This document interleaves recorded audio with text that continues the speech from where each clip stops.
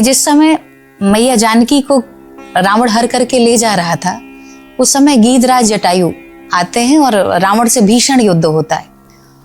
और जब भीषण युद्ध हुआ तो रावण त्रैलोक्य विजेता, कहाँ वो रावण और कहाँ ये पक्षी।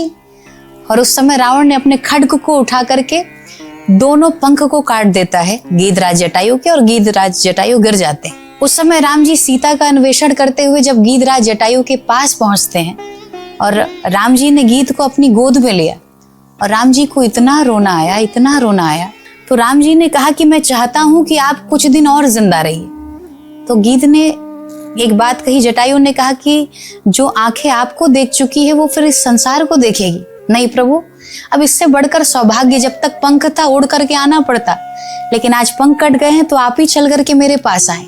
अब आपकी गोद में मेरे प्राण निकल जाएं, इससे बढ़कर मेरे लिए क्या होगा। तो राम जी बहुत रोना चाह रहे हैं लेकिन रो नहीं रहे।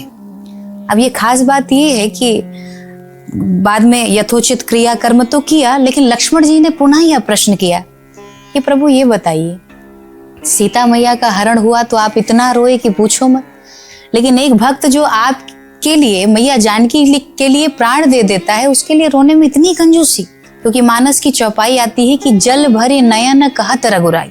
राम जी की आंखें भर गई लेकिन आंसू को गिरने ही नहीं दिए। तो उस समय राम जी ने कहा कि लक्ष्मण तुम हमें ही देखते हो क्या। तो लक्ष्मण जी ने कहा 14 साल तुमको छोड़कर और क्या देखूं, तुम्हें देखने ही तो आया। तो उस समय लक्ष्मण ने जब पूछा और राम जी ने एक बहुत प्यारा उत्तर दिया।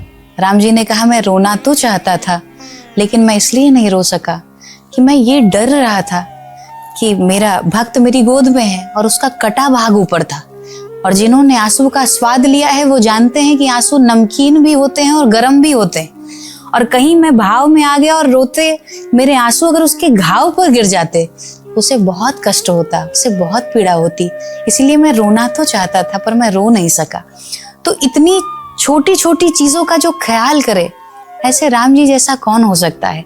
तो ठाकुर जी का तो प्रत्येक प्रसंग हम सब के लिए अनुकरणीय है, और भक्त यदि उसको जो सुनते पढ़ें तो उनका जीवन ही बदल जाता है। इसीलिए राम जी जैसा कोई। जय श्री राम। जय श्री राम।